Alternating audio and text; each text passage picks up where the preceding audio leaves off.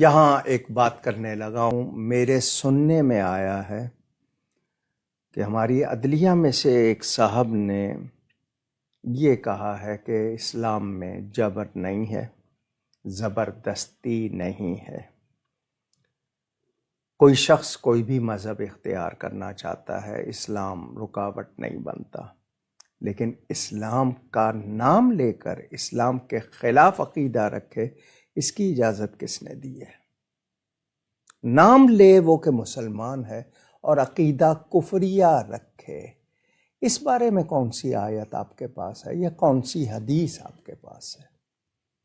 اگر آپ آزادی اظہار کو بنیاد بنا کر ایک شخص کو دین کے خلاف یا مسلمہ اجماعی جمہوری امور میں کوئی شخص خلاف بات کرتا ہے اور آپ اس کو کہتے ہیں کہ اس کو بھی آزادی اظہار، تو معاف کیجیے گا، یہ آزادی اظہار نہیں، یہ فتنہ گری ہے، یہ ظلم ہے۔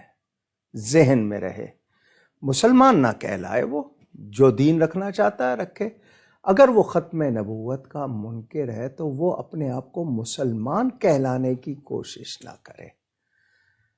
آپ مجھے بتا دیں کہ جی اسی مذہب کے خلاف، مثلاً جس مذہب کا وہ نام لے رہا ہے، وہ عقیدہ رکھتا ہے، تو اس کو لٹریچر تقسیم کرنے کی یا اس کو پروپیگنڈا کرنے کی یا پریچنگ تبلیغ کی کیسے اجازت دی جائے گی اور کہاں دی جاتی ہے؟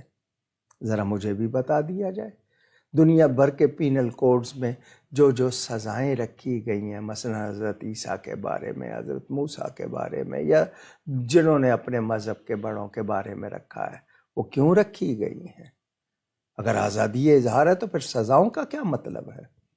آزادی اظہار ہے تو پھر عدالت کا کیا مطلب ہے؟ اخلاقیات میں، انسانیت میں، رولز میں عدالت کے رول کی نافرمانی کرے تو کیا آزادی اظہار ہوگا؟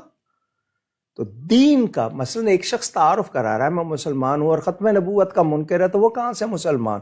اس کو کیسے اجازت دی جائے گی اور اس کو آزادی اظہار کیسے کہا جائے گا؟ ذرا سوچئے گا۔